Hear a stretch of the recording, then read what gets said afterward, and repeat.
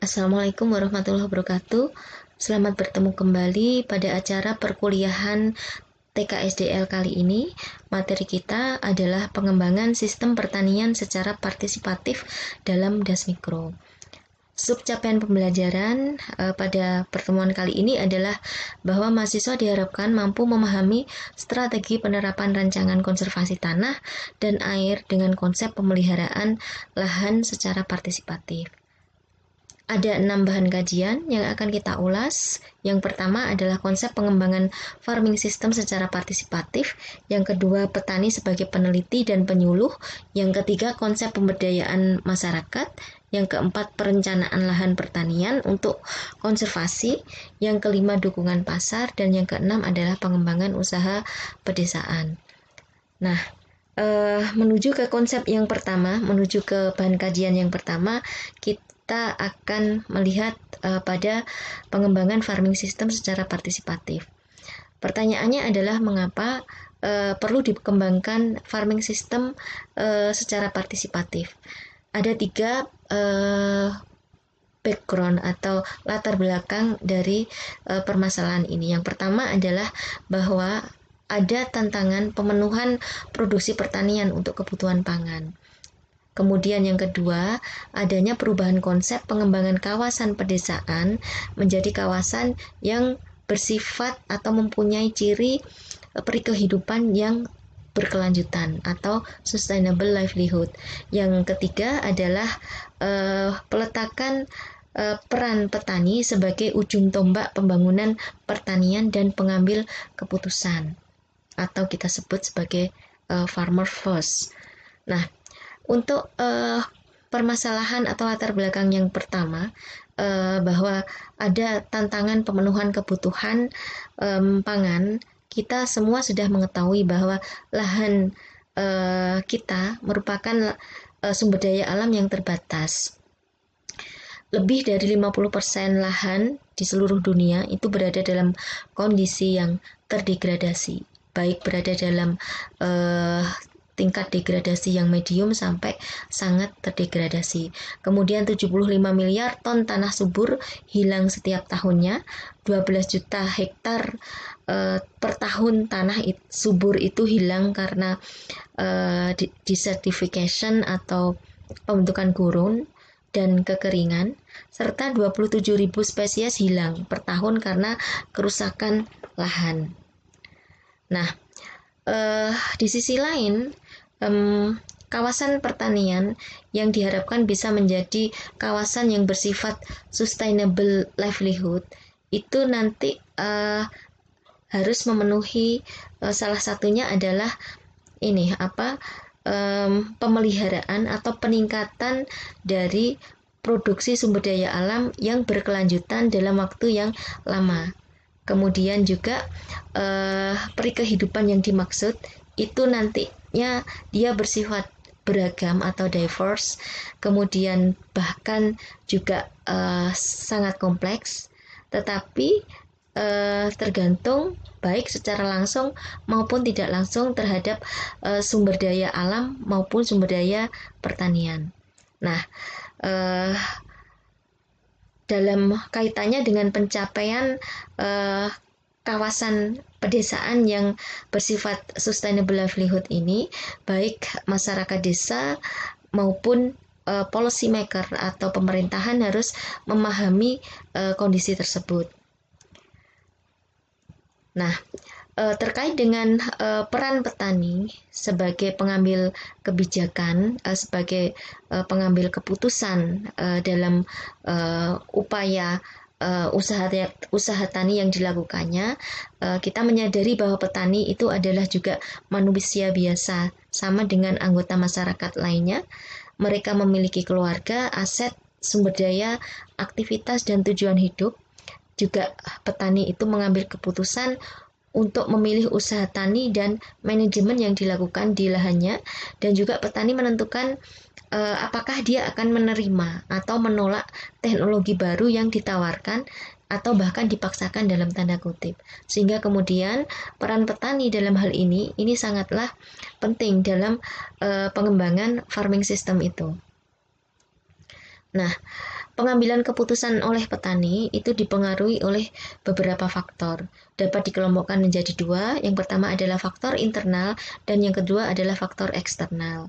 Nah, di negara Thailand itu ada beberapa faktor yang mempengaruhi ya. Yang pertama adalah kondisi rumah tangga atau anggota keluarga, yang kedua kondisi masyarakat desa di mana petani itu tinggal, dan yang ketiga adalah aktor dari luar atau orang dari luar desa atau luar keluarga petani itu. Nah, kemudian menurut penelitian yang dilakukan di Indonesia, terutama di Malang Selatan dalam hal ini, faktor internal yang mempengaruhi pengambilan keputusan oleh petani dalam menerapkan praktek usaha tani itu ada beberapa. Yang pertama adalah rumah tangga petani.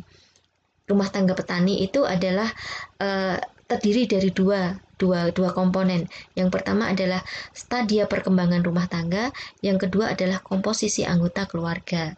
Stadia perkembangan rumah tangga dalam hal ini yang dimaksud adalah apakah rumah tangga petani itu masih berumur baru atau rumah tangga itu sudah berumur lama.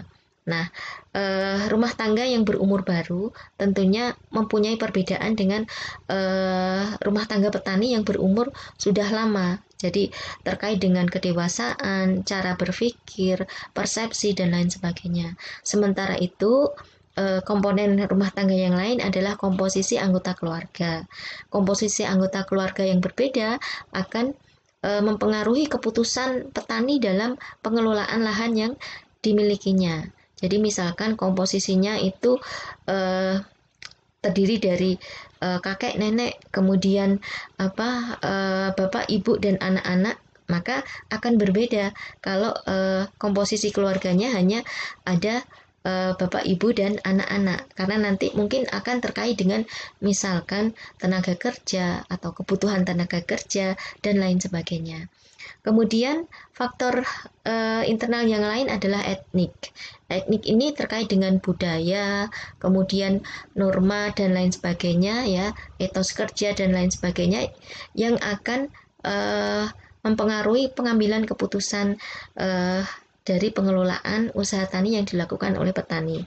Kemudian tingkat pendidikan ini nanti ada hubungannya dengan wawasan, kemudian adopsi teknologi dan lain sebagainya. Kemudian faktor yang lain adalah aset sumber daya lahan. Ya, aset sumber daya lahan ini artinya lahan yang dimiliki petani, apakah jumlahnya banyak, apakah jumlahnya luas, misalkan seperti itu. Terus kemudian juga aksesibilitas. Jadi kalau jumlahnya banyak, kemudian aksesibilitasnya bisa macam-macam. Ya, ada yang jauh, ada yang dekat, ada yang aksesibilitasnya mudah dicapai, susah dicapai, seperti itu.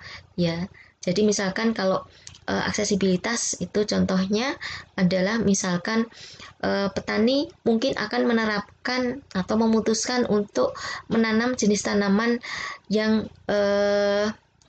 tingkat pemeliharaannya lebih rumit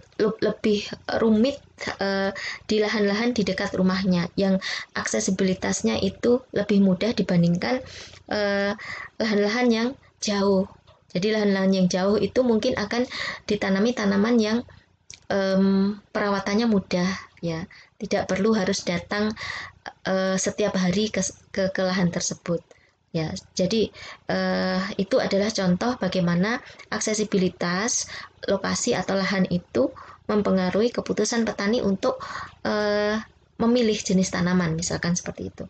Kemudian kualitas atau produktivitas lahan. Jadi produktivitas lahannya tinggi atau rendah, maka dia akan menginvestasikan modal berapa seperti itu ya. Itu contoh. Kemudian yang terakhir adalah kegiatan off-farm dan non-farm. Kegiatan off-farm itu adalah kegiatan yang kegiatan di luar lahan yang masih ada kaitannya dengan pertanian, dan non-farm itu adalah kegiatan di luar lahan yang tidak ada hubungannya dengan pertanian. Kemudian ini adalah siklus pengembangan participatory farming system. Jadi dalam suatu pengembangan farming system yang dilakukan secara partisipatori, maka seharusnya melibatkan multi pihak. Jadi multi pihak dalam hal ini ada 3 kalau di bagian ini. Yang pertama adalah petani, yang kedua adalah policy maker atau pemerintahan, dan yang ketiga adalah researcher atau peneliti atau orang atau pihak yang concern terhadap farming system pada khususnya dan kelestarian sumber daya alam pada umumnya. Nah, ketiga pihak ini pada beberapa referensi atau metode disebutkan bahwa mereka masing-masing mempunyai persepsi atau pengetahuan yang berbeda-beda terkait dengan kondisi alam, terkait dengan kondisi ekologi. Nah, kalau petani itu mereka memiliki pengetahuan yang namanya local ecological knowledge, lokal karena petani tinggalnya lokal di daerah tersebut, ya. Kemudian yang policy maker, dia akan mempunyai pengetahuan atau persepsi terkait dengan ekologi, itu disebut sebagai policy ecological knowledge, ya, PEK. Kalau yang lokal tadi LEK. Kemudian yang researcher itu disebut punya pengetahuan yang namanya MEK, modeler ecological knowledge. Nah, modeler itu apa? Modeler itu orang yang mengerjakan modeling. Modeling itu adalah ilmu pendugaan, prediksi yang biasanya dilakukan oleh saintis, ya, untuk pendugaan apa? Pendugaan terhadap fenomena-fenomena terkait dengan alam, pertanian, manusia, dan lain sebagainya, ya, berdasarkan teori-teori yang bersifat scientific, seperti itu. Nah, multi pihak ini bersama-sama dengan pengetahuan dan persepsi yang dimilikinya bekerja bersama-sama untuk mengembangkan farming system. Ya, jadi bekerja bersama. Apa yang dilakukan adalah yang pertama membandingkan, comparison dari conventional farms versus agroecological farms. Ya, jadi membandingkan itu. Ya. Nah, konvensional itu apa? Konvensional farm itu usaha pertanian yang pada umumnya dilakukan oleh petani pada saat ini. Ya, dengan input yang dari luar yang tinggi, terus kemudian tanpa memperhatikan kondisi lingkungan, seperti itu. Sementara agroecological farms itu adalah pertanian yang memperhatikan kondisi agroekologi, ya, seperti itu. Nah, ketika ini sudah dilakukan pembandingan itu, maka harus dilakukan pengukuran. Nah, pengukuran yang dilakukan itu dilakukan pada beberapa parameter. Nah, parameternya bisa parameter biofisik, parameter alami, sosial, human, finansial, ekonomi, dan lain sebagainya. Budaya juga ada di situ. Nah, ketika pengukuran sudah dilakukan, maka kita akan mendapatkan data-data itu tadi.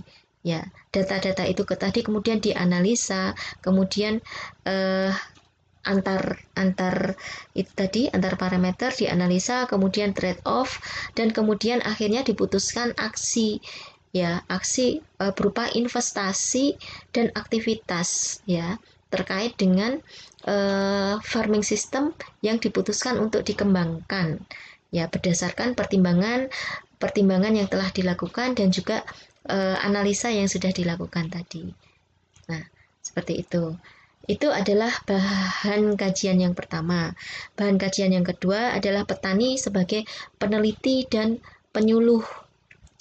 Nah, petani sebagai peneliti. Nah, peneliti itu adalah researcher tadi, ya. Jadi kalau researcher tadi ada sendiri kan dia modeler tadi, ya. Tapi kemudian dalam hal ini seiring dengan perkembangan zaman, petani itu harus diposisikan sebagai researcher. Jadi sehingga kemudian ada kegiatan yang namanya community based participatory research. Ya, community based participatory research.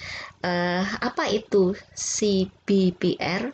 Ya, itu tadi, ya, merupakan pendekatan kolaboratif untuk meneliti, ya, untuk melakukan penelitian di mana melibatkan semua partner yang dianggap setara dalam semua proses penelitian yang dilakukan, serta adanya rekognisi. Ya, rekognisi itu ya, menerima keunikan dari masing-masing itu tadi, partner itu tadi, ya, seperti itu. Nah, si BBR itu juga dia bertujuan untuk mengkombinasikan antara knowledge dan juga aksi, ya, untuk apa ya, untuk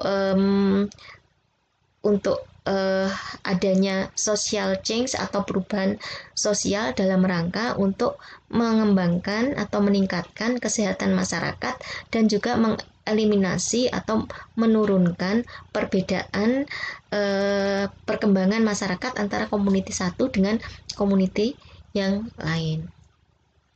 Nah, terkait dengan research and development di bidang agriculture itu ada paradigma-paradigma. Jadi paradigma lama sampai paradigma terbaru. Nah, di sini ada 4 paradigma yang telah kita lalui sampai yang terakhir, ya. Yang pertama pengembangan research and development di bidang agriculture dengan menggunakan transfer teknologi. Yang kedua dengan menggunakan farming system research. Yang ketiga dengan menggunakan farmer participatory research. Kemudian yang terakhir adalah dengan paradigma people center innovation and learning. Nah, masing-masing paradigma ini mempunyai penjelasan baik di bidang dalam hal waktu atau era di situ, ya. Kemudian model of activities, bagaimana petani dilihat oleh saintis itu researcher tadi. Kemudian bagaimana saintis atau researcher tadi dilihat oleh petani dan lain sebagainya di situ, ya, sampai inovator di situ. Nah, terkait dengan waktu, maka kita lihat di situ transfer of technology itu dia berkembang pada tahun 60-an, ya. Farming system research paradigma itu berkembang antara tahun 70 sampai 80-an dan seterusnya di situ sampai people center innovation and learning itu berkembang pada tahun 2000-an. Nah, kita lihat lagi di situ misalkan, ya, farmer seen by scientists, ya. Itu jadi kita lihat di situ pada saat ada perubahannya. Jadi yang pertama pada saat transfer of technology itu farmers itu dianggap sebagai progressive adopters. Progressive adopters itu adalah adopter itu dia petani. Petani itu bisa mengadopsi teknologi secara cepat seperti itu, ya. Kemudian berkembang lagi dia menjadi object of study and source of information, ya. Itu pada paradigma yang farming system research. College sebagai kolega pada paradigma farmer participatory research. Dan kemudian yang terakhir pada paradigma terakhir petani itu dianggap sebagai partner oleh researcher tadi, ya, entrepreneur, innovators, juga dia setting the agenda. Jadi bisa membuat agenda si petaninya itu. Nah, kayak gitu. Nah, sama halnya dengan farmers role, ya. Jadi dari learn, adopt, and conform itu dia kemudian provide information for scientists sampai dengan empowered co-innovators, and juga dia berfungsi sebagai negosiator, ya. Jadi co-innovator yang sudah diberdayakan oleh siapa? Oleh proses yang dilakukan bersama-sama dengan multi pihak tadi, salah satunya dengan researcher. Nah, seperti itu, ya, melihatnya nanti dilihat lagi, di digest lagi tabel ini, ya. Kemudian mengapa farming system itu harus dikembangkan? Mengapa farming system yang bersifat partisipatif itu harus dikembangkan? Ya, jadi salah satunya adalah karena adanya respon dari keterbatasan pendekatan research and development di bidang agriculture tadi yang bersifat top down. Jadi ada keterbatasan, banyak keterbatasan. Ya, salah satunya mungkin keterbatasannya adalah yaitu tadi eh, apa teknologi tidak bisa diadopsi oleh petani dengan cepat. Kemudian research yang dihasilkan oleh peneliti itu tidak menyentuh permasalahan yang dihadapi oleh petani seperti itu. Dan akhirnya petaninya juga tidak punya pengembangan kapasitas, tidak punya kemampuan untuk bernegosiasi, untuk berpikir sesuai dengan kapasitasnya, ya, sesuai dengan pengalaman yang dimilikinya. Seperti itu. Jadi keterbatasan. Nah, tujuan dari participatory farming research itu ialah yang pertama perubahan orientasi terhadap struktur research and development di bidang agriculture tadi ya. Kemudian yang kedua meningkatkan kapabilitas penelitian berbasis petani atau masyarakat.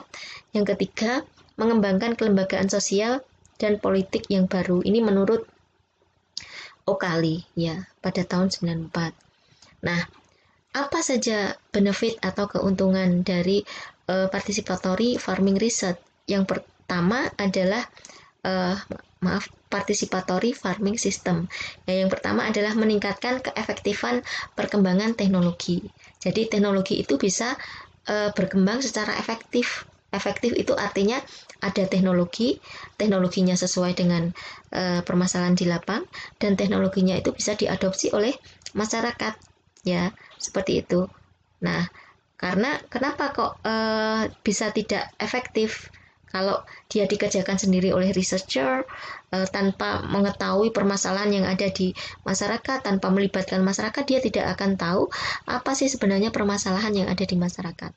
Ya, kemudian ketika dia meneliti sendiri, maka kemudian tidak menjangkau level kepraktisan misalkan di level masyarakat, di level petani. Ya, jadi misalkan penelitiannya ya di lab dan di ini yang tidak bisa applicable di lapangan, misalkan seperti itu, tidak efektif ya. Ketidakterlibatan petani juga bisa menyebabkan adopsi teknologi yang dihasilkan oleh peneliti itu menjadi lambat karena mereka tidak merasa memiliki dan mungkin tidak tahu, ya, seperti itu. Kemudian keuntungan yang lain meningkatkan adopsi itu tadi ya sudah dijelaskan, ya. Kemudian keuntungan yang lain meningkatkan relevansi tadi ya, relevansi antara apa penelitian yang dilakukan dengan permasalahan yang di lapangan, ya, meningkatkan intervensi, ya, intervensi ke masyarakat terkait dengan budaya dan konteks lokalnya apa. Ini masih terkait dengan topik penelitiannya itu sesuai dengan kondisi lapangan. Enhance reliability and validity terhadap tool yang digunakan untuk mengukur, ya. Kemudian improve response rates, increase accurate and culturally sensitive interpretation, kemudian meningkatkan translation of evidence-based research into sustainable community change, ya. Jadi meningkatkan hasil-hasil research itu ke arah research yang bersifat sustainable, kemudian facilitates effective dissemination, jadi diseminasi atau penyuluhannya atau penyampaiannya ke masyarakat itu menjadi lebih efektif karena dari awal sudah mengikut sertakan masyarakat. Kemudian increases research trust, ya, meningkatkan kepercayaan penelitian yang dilakukan tadi, ya, seperti itu. Kemudian ini adalah prinsip dari si BBR, ya. Yang pertama adalah dia harus merecognize community sebagai suatu identiti tertentu. Jadi harus, ya, petani atau komunitas itu harus dianggap sebagai identitas tertentu, ya. diposisikan pada posisi yang penting di situ. Kemudian build on strength and resource within the community, jadi membangun kekuatan dan sumber daya bersama dengan masyarakat, memfasilitasi partnership yang bersifat kolaboratif di semua fase research yang dilakukan, mengintegrasikan knowledge and action. Jadi kalau CBBR itu salah satu cirinya di situ ada knowledge-nya, scientific, dan juga setelah itu ada aksinya, ya, seperti itu. Kemudian promotes co-learning and empowering process, ya, terhadap masyarakat yang sifatnya itu setara.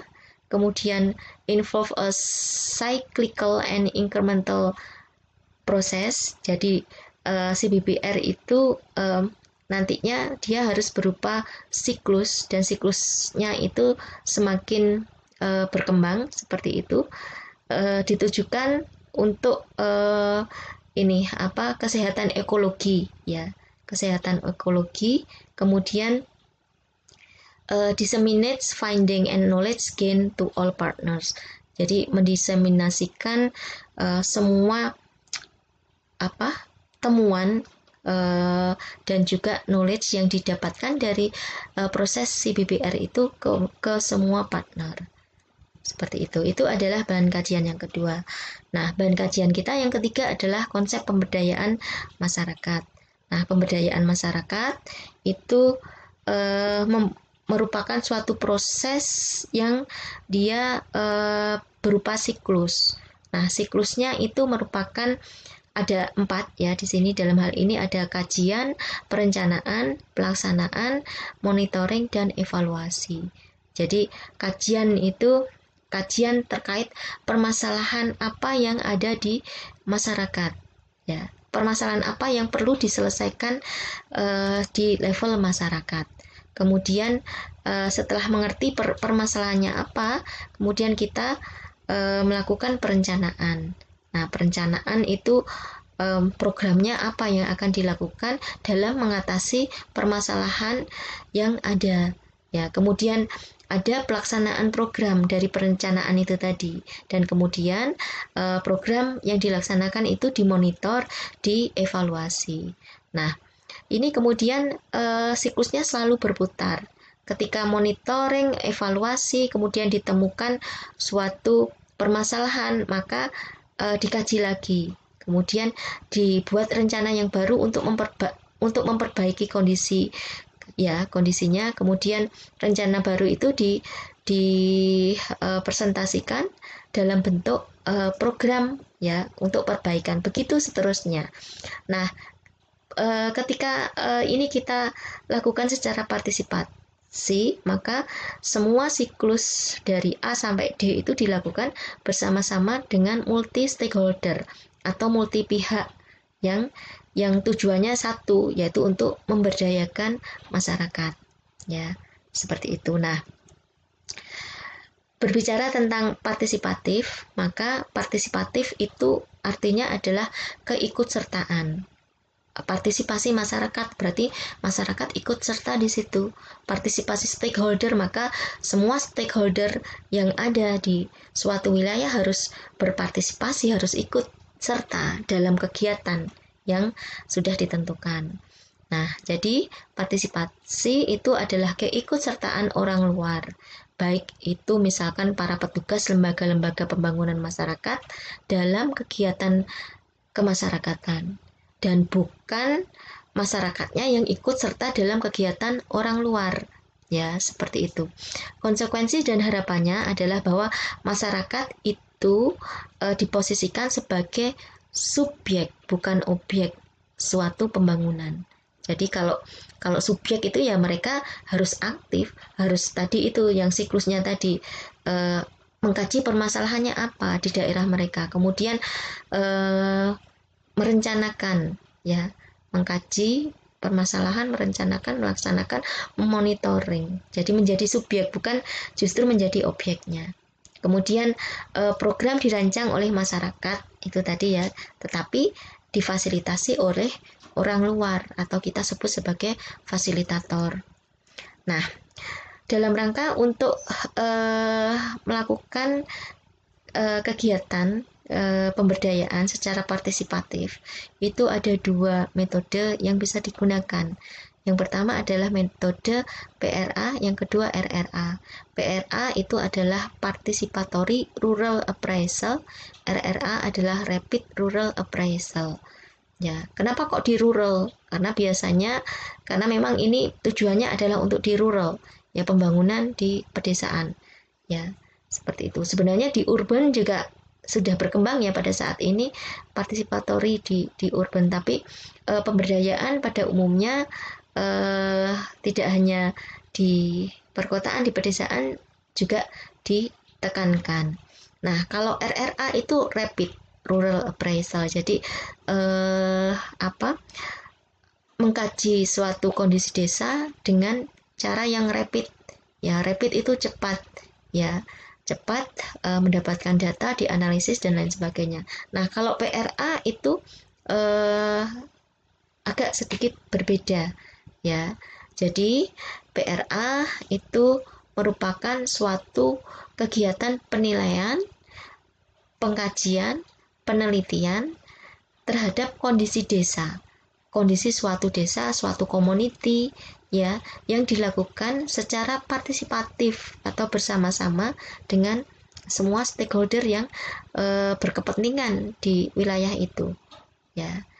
Jadi di sini PRA cara yang digunakan dalam melakukan kajian untuk memahami kondisi desa dengan melibatkan partisipasi masyarakat. Nah, ini adalah prinsip PRA. Jadi ada banyak prinsip PRA. Yang pertama keberpihakan. Jadi PRA itu karena tadi pemberdayaan, ya, memberdayakan bukan memperdayakan. Jadi kita harus berpihak. Berpihak itu artinya mengutamakan yang lemah, ya. Jadi berpihak pada yang lemah, ya, yang inferior. Kemudian memberdayakan. Memberdayakan itu menguatkan masyarakat, ya. Kemudian masyarakat sebagai subjek, orang luar sebagai fasilitator. Kemudian ada prinsip saling belajar dan menghargai perbedaan antara stakeholder yang berpartisipasi. Kemudian ada prinsip triangulasi. Nanti triangulasi akan saya jelaskan di belakang. Kemudian prinsip mengoptimalkan hasil. Jadi hasil yang optimal itu diperoleh dengan mengoptimalkan informasi yang diperlukan, kemudian menentukan jenis dan kedetailan informasi yang akan didapatkan. Kemudian PRA itu bersifat terbuka. Terbuka itu artinya tool-toolnya atau alat untuk melakukan PRA, metode untuk melakukan PRA itu selalu berkembang, ya, dan selalu bisa diupdate. Kemudian prinsip PRA itu belajar dari kesalahan, ya. Jadi dalam hal ini tidak ada pihak yang salah, ya, karena kesalahan itu kemudian dipakai untuk perbaikan, ya, seperti itu. Kemudian ada orientasi praktis, jadi kepraktisan, ya, karena harus diimplementasikan nanti. Kemudian itu tadi, ya, yang ini adalah triangulasi tadi. Jadi prinsip triangulasi artinya dalam memahami, mengkaji, meneliti tentang suatu wilayah, suatu community, suatu desa, itu sumber informasinya harus beragam, ya. Satu, sumber informasinya beragam itu artinya ketika kita bertanya itu tidak hanya bertanya pada satu pihak, ya. Kita bertanya pada satu pihak harus dikonfirmasi ke pihak yang lain. Jadi lebih dari satu orang atau satu kelompok, ya, seperti itu. Kemudian teknik PRA-nya itu beragam. Tadi saya sudah sebutkan bahwa PRA itu dia sifatnya terbuka, artinya dia bisa diupdate teknik-tekniknya. Nah, tekniknya banyak di situ, teknik untuk melakukan PRA, ya. Misalkan menggunakan teknik peta potensi desa, transek desa, kemudian diagram Venn dan lain sebagainya. Nah, apa itu teknik itu? Nanti kita akan pelajari, ya, dalam bentuk yang lain, ya. Kemudian tim PRA-nya harus beragam. Jadi tim yang diturunkan ke komunitas atau ke desa untuk pemberdayaan tadi itu harus beragam, tidak hanya satu disiplin ilmu, harus multidisiplin, tidak hanya orang pertanian misalkan, dia bisa juga orang teknik, orang sosial, orang ekonomi dan lain sebagainya. Ya, karena permasalahan di lapangan itu kompleks, tidak hanya pertanian. Kalaupun pertanian, dia juga related dengan bidang yang lainnya, seperti itu misalkan. Nah, ini adalah 3 unsur utama PRA. Ya, yang pertama adalah berbagi pengetahuan dan pengalaman melalui teknik-teknik PRA. Ya, kemudian dari situ kemudian ditentukan program, baik program jangka panjang maupun jangka pendek. Nah, 3 unsur ini jika dilakukan maka akan terjadi proses pembelajaran, ya, yang dibantu dengan alat bantu tadi, yang akhirnya dia akan menghasilkan output atau keluaran berupa program, ya. Ini adalah harapan dalam pelaksanaan metode PRA, ya, sebagai metode yang bottom up approach. Bottom up itu artinya metode yang berasal dari bawah, dari usulan dari masyarakat, ya, bawah, dari grassroots, ya. Harapannya apa? Program yang muncul merupakan kebutuhan praktis masyarakat itu sendiri. Yang kedua, dukungan dan partisipasi penuh dari masyarakat akan ada. Dan yang ketiga, keterlibatan masyarakat akan ada dalam menjamin keberlanjutan program melalui prakarsa, keterampilan, pengkajian, perencanaan, dan lain sebagainya. Ya, jadi keberlanjutan. Jadi bayangkan saja, misalkan dulu yang top down itu, misalkan pemerintah kita, misalkan ya, ini menentukan harus membangun waduk, membangun cek dam, membangun gali plak, ya. Top down itu artinya tanpa melibatkan masyarakat. Maka apa yang terjadi adalah, ya, mungkin maintenance-nya nggak ada. Ya, bagaimana bisa orang misalkan dari provinsi, dari pusat itu akan selalu memperbaiki kondisi bangunan-bangunan konservasi itu tadi. Jadi yang berperan banyak seharusnya adalah masyarakat di sekitarnya atau petani di sekitarnya, karena mereka adalah sebagai ujung tombak, sehingga kemudian ketika mereka dilibatkan maka keberlanjutan program itu juga akan menjadi ada. Nah, itu adalah bagian bahan kajian ketiga. Bahan kajian keempat adalah perencanaan lahan pertanian untuk konservasi dengan pendekatan das mikro dalam sekolah lapangan. Jadi perencanaan lahan pertanian ini nanti akan dilakukan melalui metode sekolah lapangan, ya. Jadi ini adalah permasalahan dan fakta, ya, mengapa harus ada perencanaan konservasi itu tadi, ya. Jadi sekitar 8 juta hektar lahan yang tercakup di 36 das di Indonesia itu mengalami kekritisan, ya. Kemudian yang kedua, ada fakta bahwa pengelolaan das itu masih berbasis batas administrasi, ya. Jadi dasnya sama tetapi dia misalkan terlingkup dalam 2 batas administrasi yang berbeda di kabupaten yang berbeda, di provinsi yang berbeda, misalkan, ya. Misalkan das dengan provinsi yang berbeda itu das itu, ya, Bengawan Solo misalkan, seperti itu. Das yang daerah administrasinya dengan batas kabupaten yang berbeda, misalkan das Brantas, kan terdiri dari dia melewati Kabupaten Malang, Mojokerto, Jombang, Kediri, seperti itu, ya. Jadi pengelolaan das masih berbasis batas administrasi, sehingga ketika batas administrasi diberlakukan maka kebijakannya akan berbeda. Nah, ketika kebijakannya berbeda padahal dasnya sama, maka teknik pengelolaannya juga berbeda. Nah, ketika teknik pengelolaannya berbeda maka tidak sinkron, ya, tidak nyambung, Padahal daerah aliran sungai itu ada keterkaitan antara hulu hilir. Ada siklus hidrologi di hulu dan hilir itu nyambung. Sehingga ketika tidak nyambung teknik pengelolaannya, maka kualitas dasnya juga akan turun. Seperti itu. Ini adalah contoh-contoh wilayah hulu das yang telah mengalami kerusakan ya, terutama pada penutupan lahannya ya, seperti itu. Nah, dalam kaitannya dengan perencanaan konservasi tadi, maka pengelolaan das itu dilakukan pada level yang paling kecil, yaitu pada level das mikro. Jadi yang harus diperbaiki dulu itu adalah das mikronya, ya, das yang paling kecil, daerah aliran sungai yang paling kecil. Daerah aliran sungai itu apa?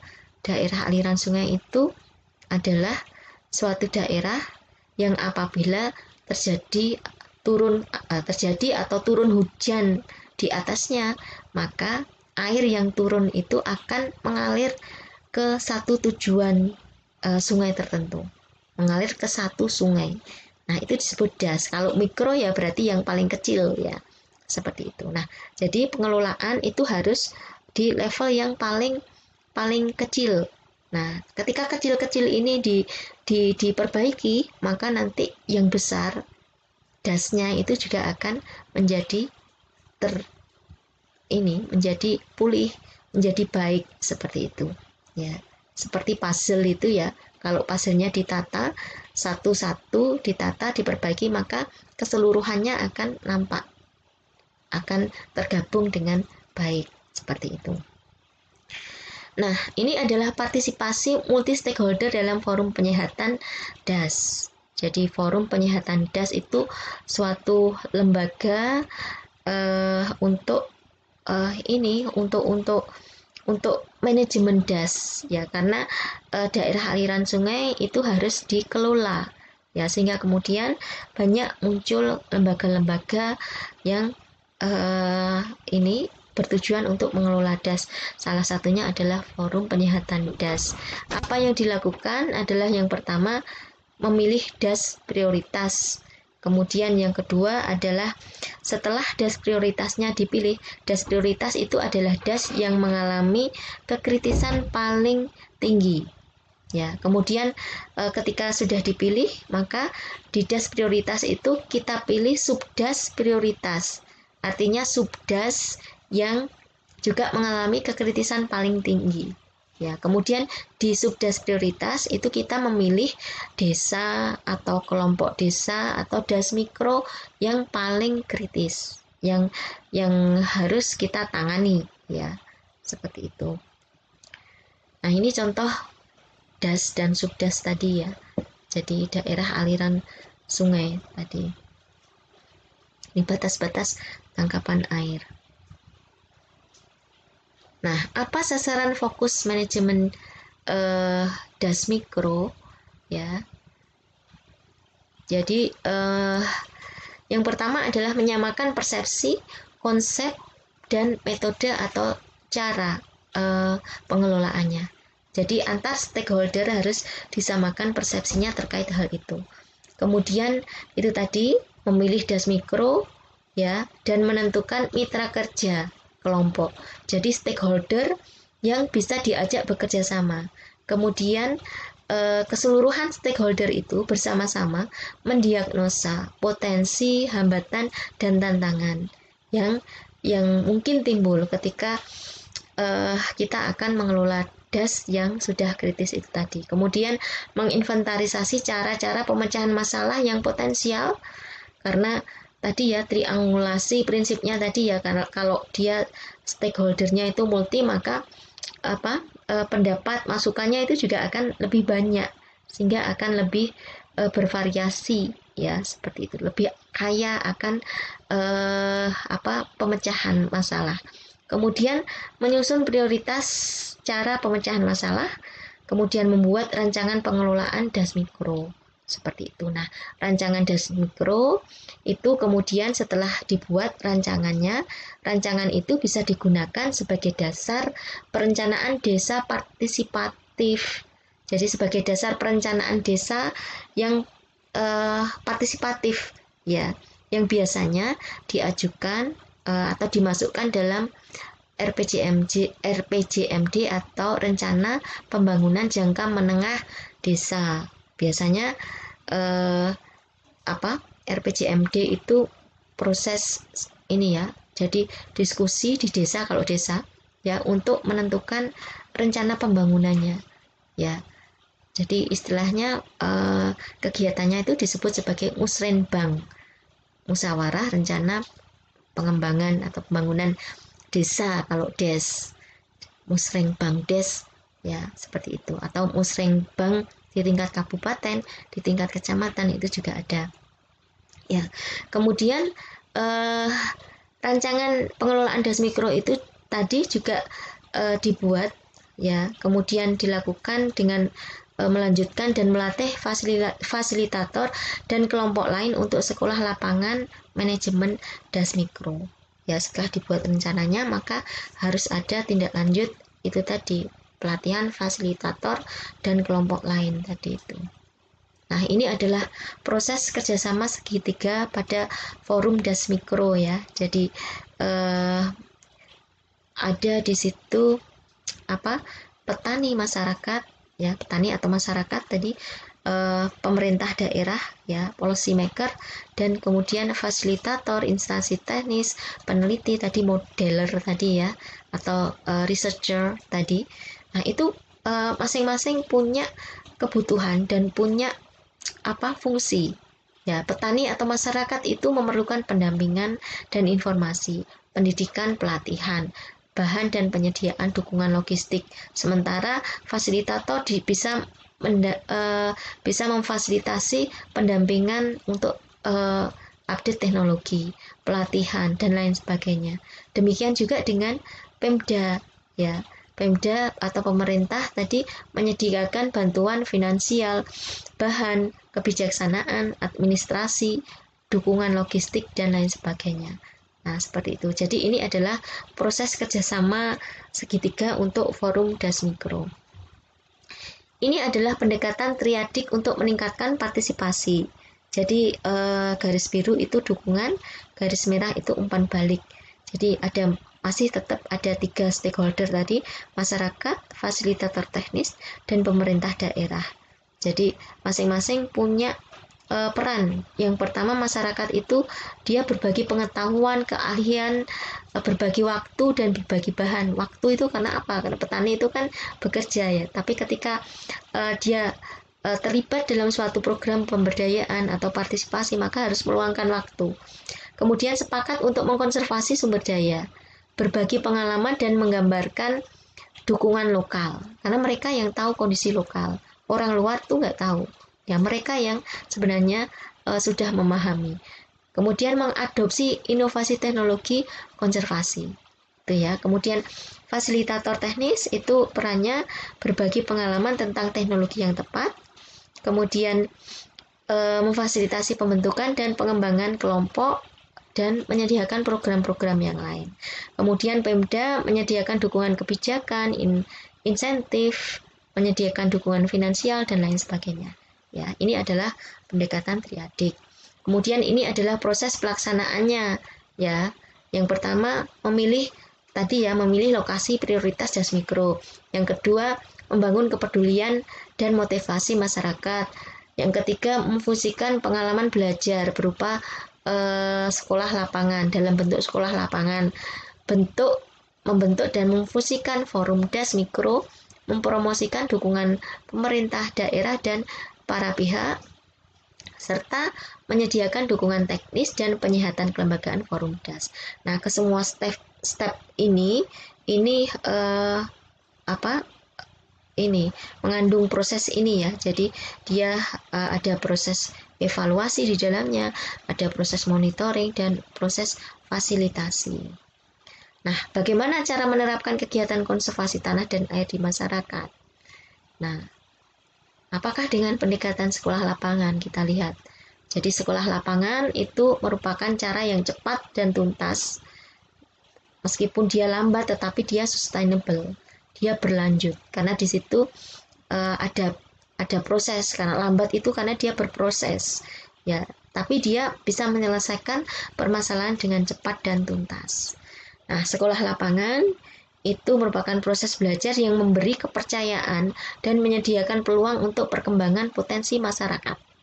Ya, seperti itu. Kemudian sekolah lapangan itu merupakan sekolah terbuka tanpa dinding kelas, ya, keterlibatan multi pihak termasuk pemerintah di dalamnya. Di situ ada gambar orang dinas misalkan seperti itu. Ini tujuannya meningkatkan kapasitas kelompok masyarakat, menerapkan program pemerintah berbasis lokal, perubahan perilaku masyarakat sebagai dasar aksi nyata, penguatan jaringan kerjasama. Ya. Itu kemudian pola penyelenggaraan sekolah lapangan itu seperti ini. Jadi ada cakupan lokasi, ya, satu kelompok masyarakat dengan batas ekologi itu ya. Pesertanya itu maksimal 25 orang, kisaran waktunya itu 1 siklus, 1 tahun. Proses belajarnya itu berdasarkan pengalaman mereka. Pengalamannya kemudian diungkapkan, kemudian dianalisa bersama-sama, diputuskan bersama-sama, diterapkan bersama-sama. Kemudian materi pembelajarannya atau kurikulumnya ya, kalau kita punya materi setiap minggu ya, kurikulumnya apa? Ya kebutuhan masyarakat ya di lapangan.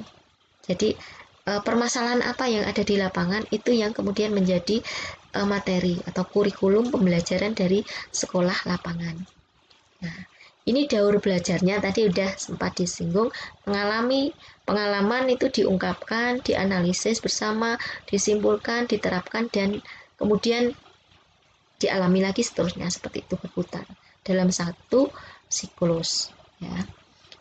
Ini manfaatnya sekolah lapangan, perubahan perilaku, peningkatan peran masyarakat, peningkatan kapasitas kelompok, penguatan jaringan, penerapan program pemerintah berbasis lokal. Nah, ini ada tahapan sekolah lapangan. Yang pertama itu misalkan 1 sampai 12 itu 1 tahun ya. 12 bulan ya. TOT itu training of trainer ya. Jadi TOT itu dilakukan di lapangan ya.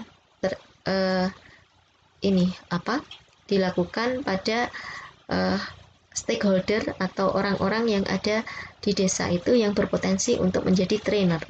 Kemudian ada rencana pembuatan rencana melalui sustainable life analysis. Kemudian ada aksi rintisan dan ada tindak lanjut. Ya. 1 siklus sekolah lapangan. Kemudian ini adalah langkah-langkah dari field school untuk natural resource management. Jadi yang pertama mengumpulkan data ya untuk mencari potensi permasalahan dan lain sebagainya. TOT, training of trainer ya, kemudian field school sustainable livelihood assessment, kemudian action management plan, field day and workshop. Jadi action management plan itu inisiatif untuk mengimplementasikan aksi ya, program ya. Kemudian field day itu implementasi dari aksi management plan. Nah, ini adalah aksi rintisan yang tadi disebutkan sebagai aksi tadi itu ya. Jadi perencanaan aksi masyarakat lewat kajian peri kehidupan berkelanjutan. Jadi ini contohnya profil lahan dan kepemilikan lahan yang berisi data dasar potensi lahan. Jadi harus mengetahui ini dulu ya. Tadi sebenarnya sudah disebutkan di depan ya. Menggali data apa itu tadi ya. Kemudian adanya aksi rintisan di tiap-tiap lahan petani sebagai inisiatif untuk meningkatkan peri kehidupan ya. Kemudian adanya rencana aksi konservasi tanah dan air ya, baik rencana jangka menengah maupun rencana jangka panjang. Penerapan aksi rintisan ya, implementasi rencana aksi ya. Dia bisa berupa implementasi rencana aksi, penguatan kapasitas masyarakat, dan perencanaan pengembangan kegiatan konservasi tanah dan air yang melibatkan multi pihak. Ini adalah case study ya. Jadi contoh ini apa pemberdayaan masyarakat dengan menggunakan prinsip atau metode PRA untuk melakukan konservasi tanah di lokasi ini. Dasnya das mikro talun namanya. Das mikro talun itu terletak di sana, di Batu sana ya. Dan ini yang pertama adalah yang dilakukan adalah mencari data sekunder ya, luas das, apa lagi dia batas administrasi, kemudian land tenure dan lain sebagainya di situ. Nah, kondisinya permasalahannya di lapangan, tetapi dilihat dari data sekunder. Ini potensinya juga ya, yang dilihat dari data sekunder. Kemudian kerusakan lahan ya yang ada di sana. Kemudian langkah-langkah perencanaan lahan bersama masyarakat.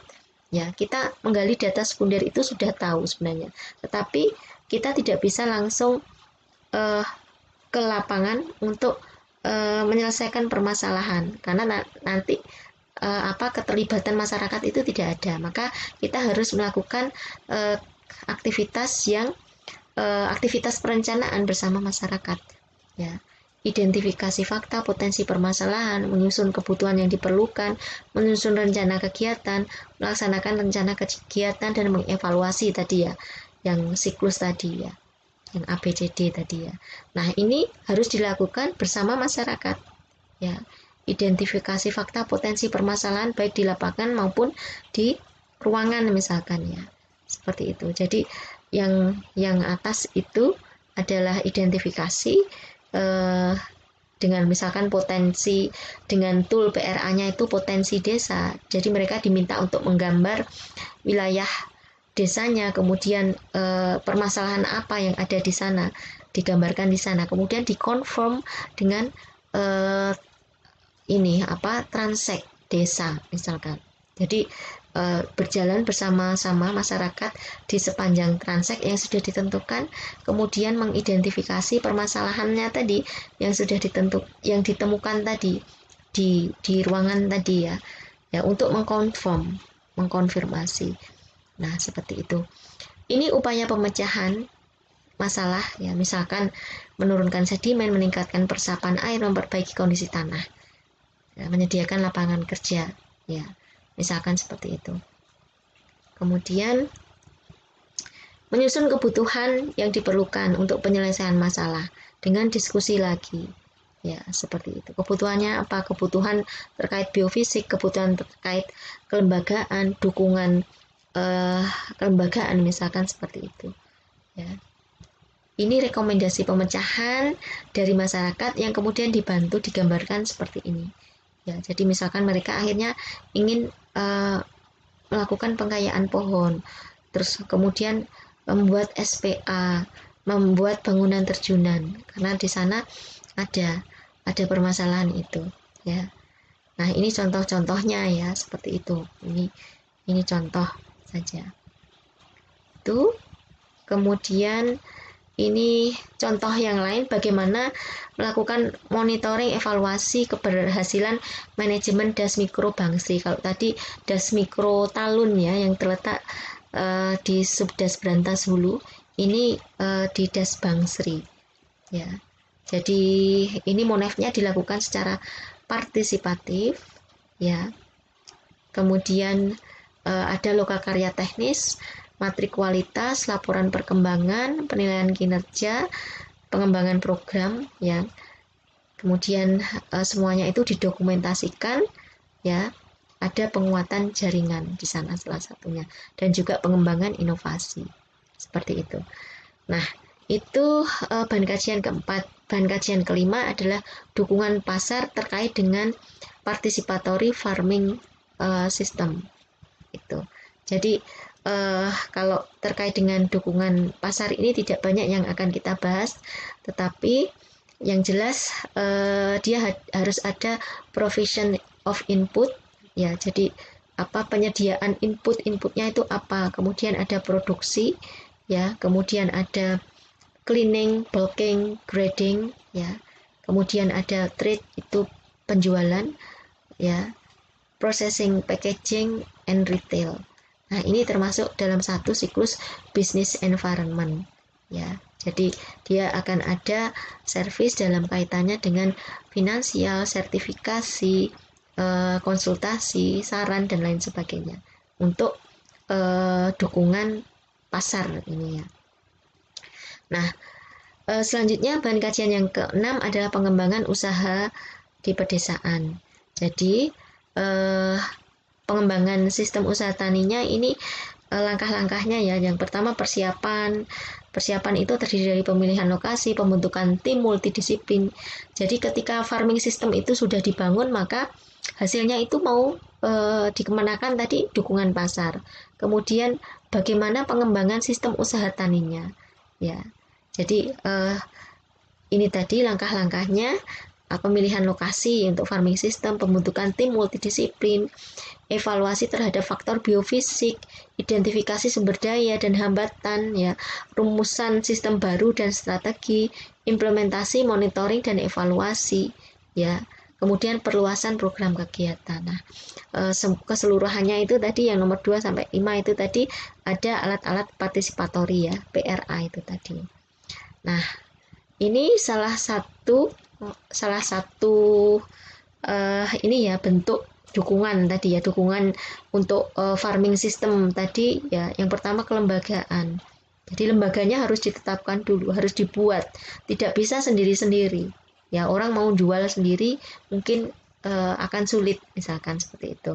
Kemudian ekonomi, dukungan budaya, politik, sosial, dan biofisik. Nah, ini nanti akan terkait dengan kegiatan off-farm, non-farm, dan ini ya, on-farm, yaitu jadi kurang itu. Yang satu on-farm, off-farm, dan non-farm. Seperti itu. Ya, jadi itu tadi keseluruhan dari materi kita kali ini, ya. Terima kasih atas perhatiannya. Kita ketemu di pertemuan yang lain. Assalamualaikum warahmatullahi wabarakatuh.